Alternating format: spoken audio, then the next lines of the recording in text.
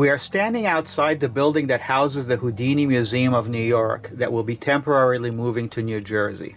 Roger Dreyer's Fantasma Magic was founded in 2001 and the Houdini display debuted in 2006 across the street from Penn Station. In 2017, it moved to this new location in New York City on 35th Street. As New York City is banning all entertainment venues and tourism during this pandemic, many businesses are being forced to close or relocate.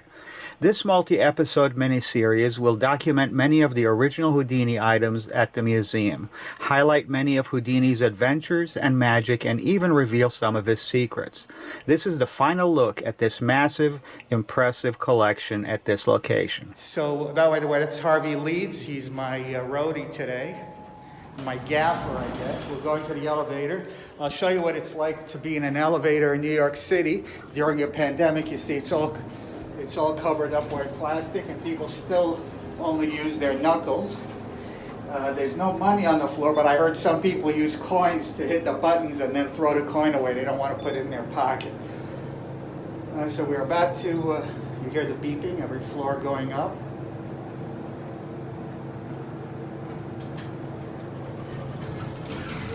There is the vault to the back room. It's a safe. And here's the entrance to the museum. So we're going to do a walkthrough of the museum, and this is the outside of the museum. We're going to look at all the stuff in detail soon. But that's the gift shop or the Fantasma Magic counter.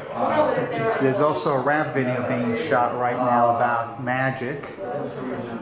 Once everybody's gone, we could discuss this whole thing with Roger. But in the meantime, let's take a look at some of the stuff.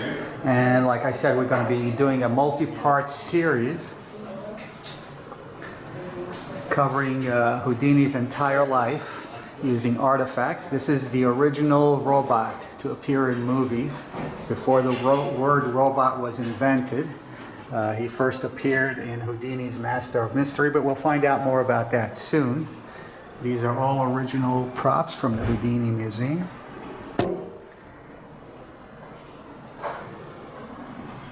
Mr. Mayor.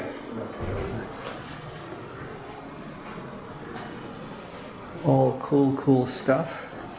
This is a lifetime accumulation by Roger. Every piece was captured and bought by him to make this museum. It's his dream, and it's got to be a dream to put this together. This, of course, is not Houdini. This is David Copperfield, and the props from one of his illusions. I believe these were used in the Tony Curtis movie, but we'll find out more about that soon. Straight jacket.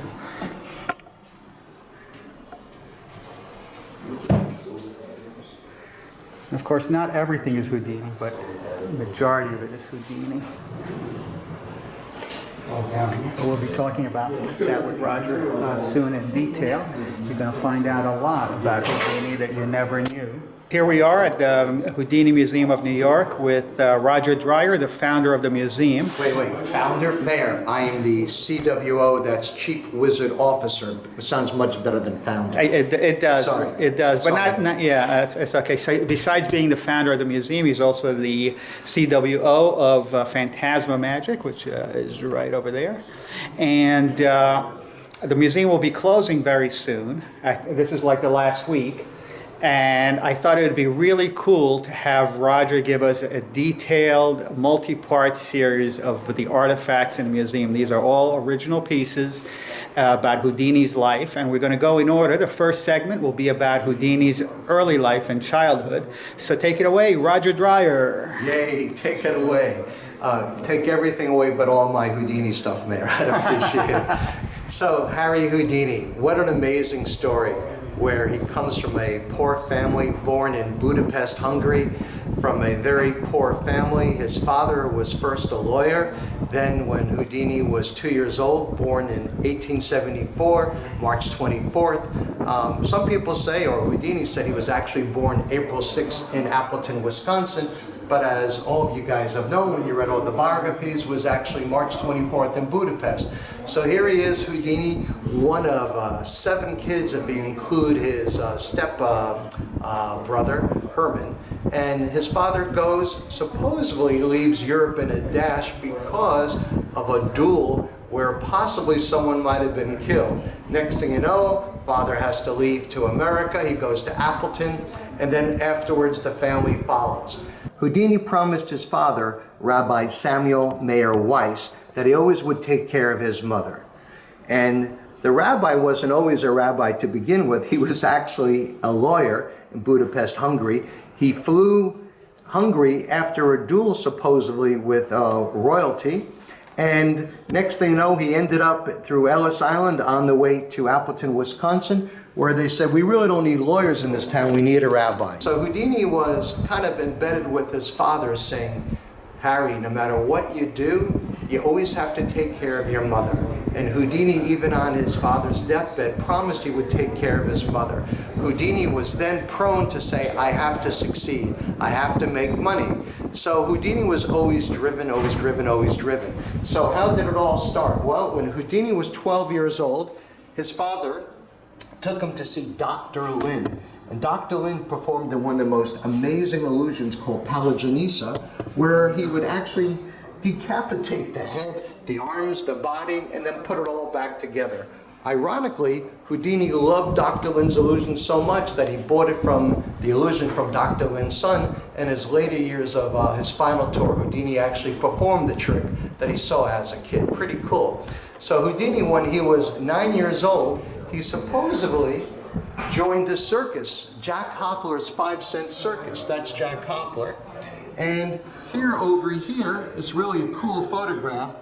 No, that's not Houdini. That's Jacob Heyman. And Jacob Heyman met Houdini when they were about 15 years old. And that's when Houdini started at the Richter's Tie Factory. And they became the Brothers Houdini. And they got the name Houdini, as you all know, from Robert Houdin. That's an original letter from Robert Houdin. And that's actually the print, the stone print that's in Milburn Christopher's Panorama of Magic. So here you are, you have the Brothers Houdini, and then Houdini split up from Jacob Heyman, and around 1894, Houdini got rid of Jacob and took his brother Theo in. But what happened? Jacob Heyman got with his brother Joe, and next thing you know, there were 2 Houdinis out there. It's pretty cool that in our archives we actually have some programs from California of the Brothers Houdini, and they also have Houdini on the East Coast. Houdini took a whole ad out saying you got to stop using Houdini, and next thing you know, they solved it amicably. But at one point there were 2 Houdinis. So in 1894, Houdini and Theo were performing as the Brothers Houdini. Then Houdini met, ta-da, his love of his life, Beatrice Ranner, or Bess Houdini. So Bess took the place of Theo, and the first trick that they were doing together that made them pretty well known was the metamorphosis trunk. In fact, Mayor, come over here for a second. Let's check this trunk out. Thanks to John Gaughan in the famous illusion builder, our museum acquired the original Houdini Metamorphosis trunk. Our friend David Copperfield also owns one of these trunks. And this trunk is really cool because if you were to examine it today, even the best magician couldn't figure out the apis scaphus, as Al Flasser would say. So what happened initially was Theo Hardin was going to do the trunk because he actually spent the money to get the initial props for the Brothers Houdini. And Theo Hardin initially went inside the trunk. Houdini was on top. Next thing you know, their first act was a complete failure together because Hardin forgot the gimmick to open up the secret rear loading panel to let them in. Ever since then, Houdini said, you know what, I'm going to be the escape artist. So what they would do is, Houdini would do what you call the handcuff tie. It's a type of rope tie behind your back. And Houdini would then go inside an examinable sack inside the trunk. They would then go, Hardin would go on top of the trunk, close the curtain, clapping once, clapping twice. On the third clap, they exchange places. What's kind of cool is whoever was inside the trunk, they were actually the person doing the third clap, which is kind of interesting. So after Houdini was working with Houdini as a brothers Houdini, as I mentioned, Bess came along, and that really helped the act. Now, this metamorphosis trunk wasn't the first time that a magician did it. Masculine supposedly did it a lot earlier, in the earlier years, but Bess and Harry were one of the first people to do the trunk illusion with a male and a female, which made it a lot more exciting. Houdini's soulmate was the short, petite Beatrice Reiner. And actually, Beatrice wasn't this tall, but this is an actually costume that she wore. And this costume is from approximately 1925.